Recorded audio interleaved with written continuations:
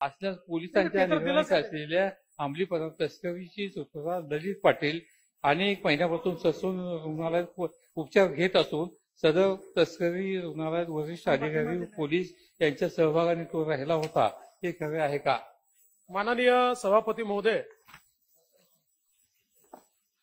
याच्यामध्ये प्रश्न जो विचारलेला आहे सन्माननीय सदस्यांनी, तस्करीमध्ये पोलीस आहेत का? तर तस्करीत पोलीस नाही, पण जी काही त्यांनी ड्युटी करायला पाहिजे होती ती ड्युटी त्यांनी योग्य प्रकारे केली नाही. एक प्रकारे त्याला मदतच त्यांनी केलेली आहे आणि म्हणून त्या ठिकाणी पोलिसांवर आपण कारवाई केली आहे. आणि विशेषतः जसं मी मागच्याही काळात अनाऊन्स केलं होतं की ड्रग्सच्या संदर्भात झिरो टॉलरन्स पॉलिसी आपल्याला ठेवायची आहे. त्यामुळे याच्यामध्ये 4 पोलीस हे आपण बडतर्फ केले 311च्या अंतर्गत.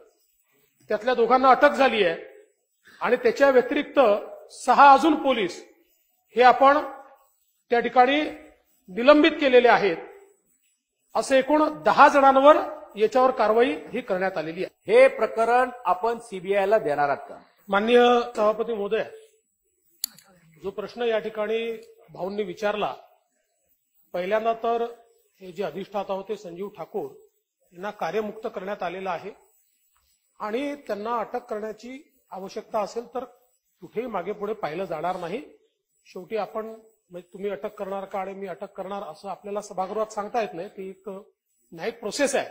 पण त्या संदर्भात त्यांचे धागेदोरे काही जरी सापडले, कोणाचेच, त्यांचे व्यक्ती म्हणून मी म्हणतच नाही, तर निश्चितपणे त्या संदर्भातली कारवाई ही या ठिकाणी होणार आहे.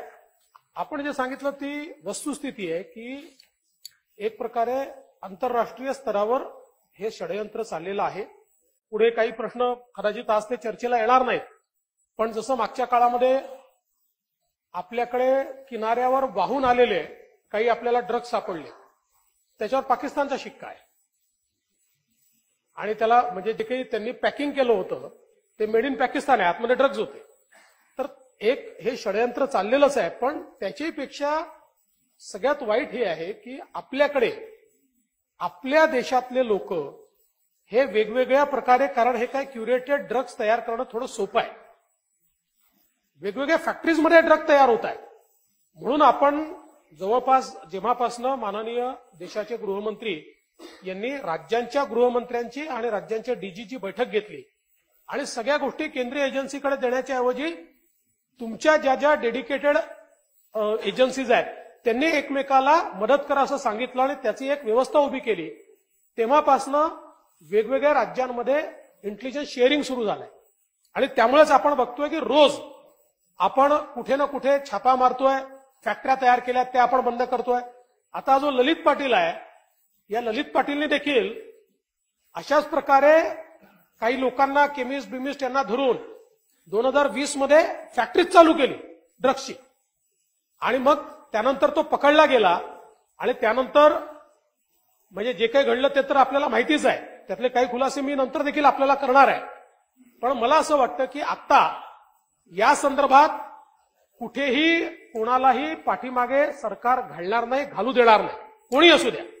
कारण हा आपल्या पुढच्या भावी पिढीचा प्रश्न आहे आणि ज्या प्रकारचा हा अटॅक, हा एक प्रकारचा अटॅकच आहे, हा आपल्यावर होतोय, याचा अतिशय कडक मुकाबला झाला पाहिजे. आणि म्हणूनच पहिल्यांदा आपण नॉर्मली लोक सस्पेंड करतो, पण या केसमध्ये आपण ज्यांचा थेट सहभाग मिळाला त्यांना 311 खाली डिसमिस करून टाकलेला आहे.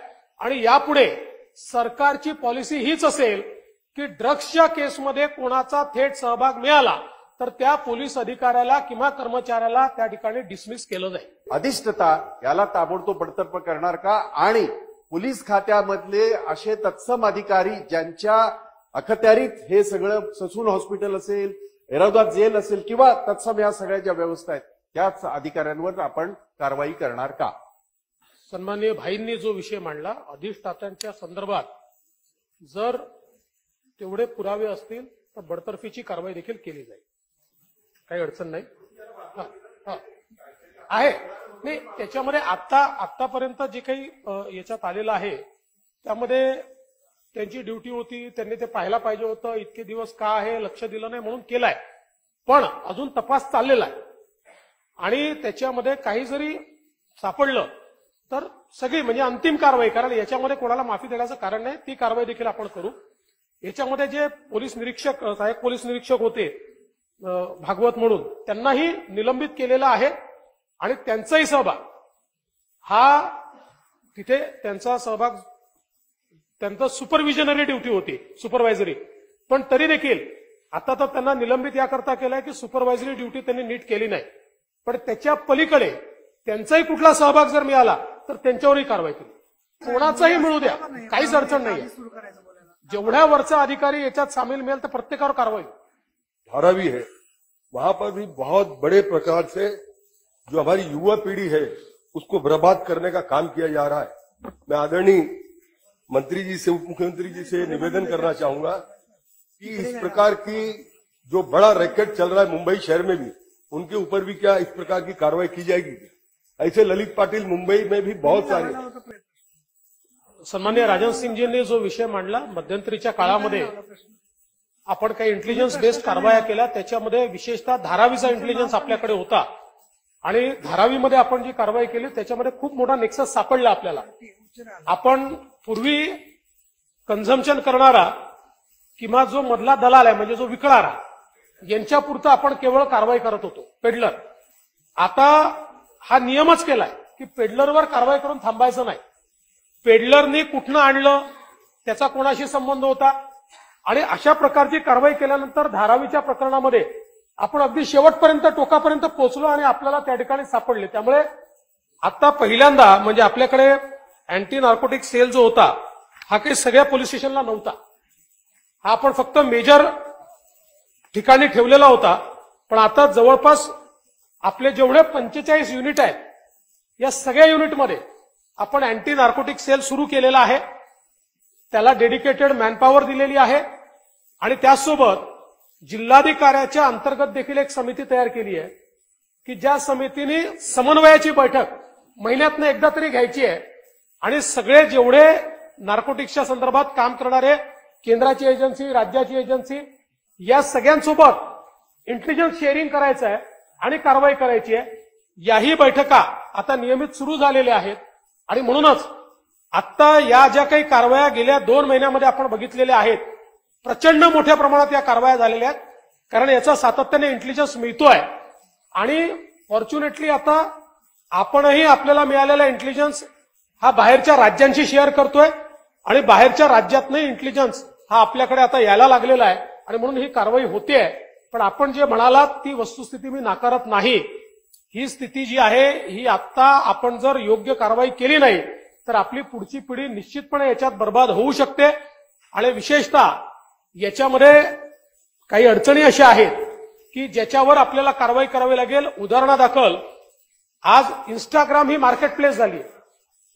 इंस्टाग्रामवर ऑर्डर प्लेस होऊन इंस्टाग्रामवर गुगल पेनी किंवा कुठल्या तरी यांनी पैसे पे करून आणि मग कुरिअरच्या माध्यमातून त्या ठिकाणी डिलिव्हरी होते. अशा प्रकारचे चॅलेंजेस आहेत. डार्कनेटच्या माध्यमातून याचा व्यवहार चाललेला आहे. पण तरी देखील सगळ्या कुरिअर एजन्सीजला तुमचे कुरिअर तपासण्याची जबाबदारी तुमची आहे हे आपण सांगितलेलं आहे. नवीन इक्विपमेंट्स आपण घेतलेले आहेत की ज्याच्यामध्ये आपल्याला सरप्राईज चेकिंग कुरिअरमध्ये करता येईल. कारण कुरिअर आता एक मोठं माध्यम झालं आहे अशा प्रकारे ड्रग पेडलिंगचं.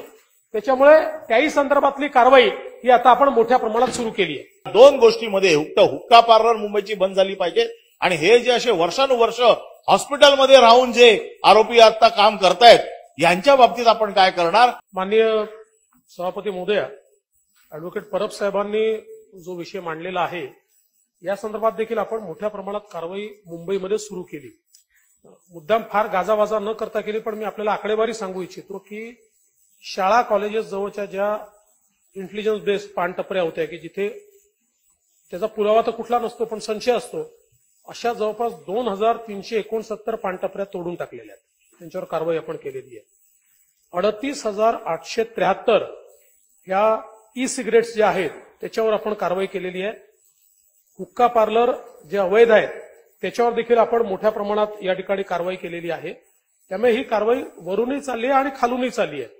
आपण जे सांगितलं ही पण वस्तुस्थिती मी नाकारत नाही, कारण इझी मनी आहे आणि त्याच्यामुळे अनेक लोक सोपा पैसा मिळतोय, त्यांना वाटतच नाही की आपण काहीतरी क्राईम करतोय आणि या ठिकाणी अशा प्रकारची विक्री करतायत. त्यामुळे निश्चितपणे कायदा तर आपल्या ठिकाणी आहेच, पण तो अधिक कसा कडक करता येईल याही संदर्भात माननीय गृहमंत्र्यांची चर्चा झाली आणि आपण महाराष्ट्रातर्फे प्रपोजल देखील त्यांना पाठवलेलं आहे की कमर्शियल क्वांटिटी जी आहे या कमर्शियल क्वांटिटीला जो आतापर्यंत आपण समजा 10 ग्रॅम ही आपण कमर्शियल क्वांटिटी पकडत होतो, आता 5 ग्रॅमच पकडा. हा नाही, एमसीओसी मध्ये बरेच टाकले आहेत, पण जुने गुन्हे असल्याशिवाय आपल्याला माहिती नाही, तर कोर्ट एका मिनिटात त्यांना त्या ठिकाणी सोडून देते. त्यामुळे एमसीओसी मध्ये देखील आपण लोकांना टाकतो आहे आणि या संदर्भात मी आपल्याला आश्वस्त करतो, आपण दुसरा जो मुद्दा सांगितला तोही महत्वाचा आहे. फक्त त्या मुद्द्यामध्ये आपली अडचण एवढीच असते की साधारणपणे हे लोक कोर्टातनं ऑर्डर आणतात आणि काही प्रकरणं तर मी आपल्याला दाखवीन अशी आहेत की आपण कोर्टासमोर माहिती ठेवली आहे की बाबा आता यांना फार काही गरज नाहीये, पण लगेच त्यांचा कुठला तरी प्रायव्हेट डॉक्टर पुन्हा कोर्टासमोर सांगतो की नाही हे तर आहेच, यांना हा तर यांचा प्रॉब्लेम आहेच, आणि मग कोर्ट पुन्हा त्याला एक्सटेन्शन देतं. पण हे सगळं होत असताना काही प्रमाणात यात संगनमत आहेच आणि ते मोडून काढावंच लागेल. त्यामुळे ते निश्चितपणे मोडून काढण्याचा प्रयत्न आमच्या वतीनं केला जाईल. माझं तर मत असं आहे की ससून ही टेस्ट केस आहे आणि ससून मधल्या कारवाईतनं आपल्याला इतर रुग्णालयात देखील हा संदेश द्यायचा आहे की हे चालणार नाही. एक खूप महत्वाची गोष्ट याच्यामध्ये खरं म्हणजे सन्माननीय गृहमंत्र्यांनी ज्यावेळेस बैठक घेतली तर त्यांच्या भाषणात त्यांनी एक वाक्य म्हटलं जे मला असं वाटतं अत्यंत महत्वाचं आहे. ते असं म्हणाले की जगातले मोठे देश, कॅनडा असेल, अमेरिका असेल, अमेरिकेतले काही राज्य असतील, काही युरोपियन देश असतील, हे लोक ड्रग्सची लढाई हारले आणि त्यामुळे त्यांनी ड्रग्ज नियमित करून टाकले. आता आपल्याकडे जशी दारू अलाउड आहे तसं कॅनडा किंवा अनेक युरोपियन देशांमध्ये ड्रग्ज त्यांनी अलाउ केले. पण गृहमंत्री म्हणाले भारतामध्ये आपण अजून ही लढाई हारलो नाहीये. आत्ता जर आपण ही लढाई योग्य प्रकारे लढलो आणि याच्यावर आळा आणू शकलो तर आपल्यावर ही पाळी येणार नाही. आणि मला असं वाटतं की तोच धागा धरून आम्ही या संपूर्ण प्रकरणात काम करतोय आणि म्हणूनच माझ्याकडे यादी आहे की आपण किती मोठे मोठे ऑपरेशन्स हे या ठिकाणी केले आहेत, पण जशी ती यादी आहे तशी ती यादी पाहिल्यानंतर ती किती भयावह आहे हे देखील याच्यामध्ये लक्षात येतं. हा त्याच्यातही आणि आता जसं नायजेरियनचं आपण सांगितलं, आपण जवळपास 174 लोकांवर कारवाई केली, पण नंतर असं लक्षात आलं की ही कारवाई त्यांना हवी आहे. याचं कारण काय आहे तर ही कारवाई केली की त्यांना डिपोर्ट नाही करत, आपण करू शकत नाही, कारण त्यांच्यावर आपल्याकडे गुन्हा दाखल होतो. त्यामुळे त्यांना एक गुन्हा आपल्याकडे दाखलच करून पाहिजे, म्हणजे मग त्या गुन्ह्याचा निकाल लागेपर्यंत त्यांना भारतात राहण्याची परवानगी मिळते. म्हणून आता पहिल्यांदा आपण डिटेन्शन सेंटर काढलंय. आपल्याला त्यांना जेलमध्ये नाही ठेवताय, पण त्यांना डिटेन्शन सेंटरमध्ये ठेवता येतं. पहिलं डिटेन्शन सेंटर आता आपण मुंबईत सुरू केलंय. अजून आपल्याला करावे लागणार आहे. जोपर्यंत यांच्या खटल्याचा निकाल लागत नाही आणि त्यांना डिपोर्ट आपण करत नाही तोपर्यंत त्यांना बाहेर फिरू द्यायच्या ऐवजी त्यांना डिटेन्शन सेंटरमध्ये ठेवण्याचा प्रयत्न आता आपला चाललेला आहे. ललित पाटीलची नार्को टेस्ट, डॉक्टर देवकातेची नार्को टेस्ट आणि संजीव ठाकूर यांनाही देखील अटक करून आपण करणार आहात का? तर आपण अशातला कुठचा तरी एक नवीन सेल राज्यभरासाठी करणार का? पहिला जो प्रश्न सचिन भाऊंनी विचारला नार्को टेस्टच्या संदर्भात, नार्को टेस्टचा प्रॉब्लेम एवढाच असतो की त्या व्यक्तीने कन्सेंट द्यावी लागते तर ती नार्को टेस्ट होते. पण तरीही सूचना देण्यात येतील, कोर्टालाही विनंती करण्यात येईल की बाबा नार्को टेस्ट करता परवानगी द्या. तशा प्रकारच्या सूचना या निश्चितपणे देण्यात येतील. दुसरं, या निमित्ताने सचिन भाऊ आपण त्याचा जो काही पॉलिटिकल अँगल सांगितला किंवा जी काही लोक या ठिकाणी सांगतायत, तर त्या संदर्भात एक गोष्ट मी आपल्या लक्षात आणून देतो की या ठिकाणी खरं म्हणजे मला याच्या राजकारणात जायचं नाहीये, पण मी मुद्दाम आपल्याला एक पत्र दाखवतो. हे 2/4/2021 हे पत्र जे पिंपरी चिंचवडचे आयुक्त होते तेव्हाचे कृष्णप्रकाश यांनी सरकारला पाठवलं होतं, गृहमंत्रालयाला पाठवलं होतं आणि त्यात त्यांनी सांगितलं होतं की ललित पाटील हा अशा अशा प्रकारच्या गुन्ह्यामध्ये 2021 ललित पाटील अशा अशा प्रकारच्या गुन्ह्यात आहे आणि याची पोलीस कस्टडी घेण्याची आवश्यकता होती, ती घेतलेली नाही. तो एमसीआर मध्ये गेला आणि म्हणून आता 15 दिवसापेक्षा जास्त होऊन गेले आहेत. आता जर कस्टडी घ्यायची असेल तर हायकोर्टात जाऊन आपल्याला अपील करावी लागेल आणि म्हणून हायकोर्टात अपील करण्याची परवानगी मागितली, पण ती परवानगी काही मिळाली नाही, परवानगीच दिली नाही.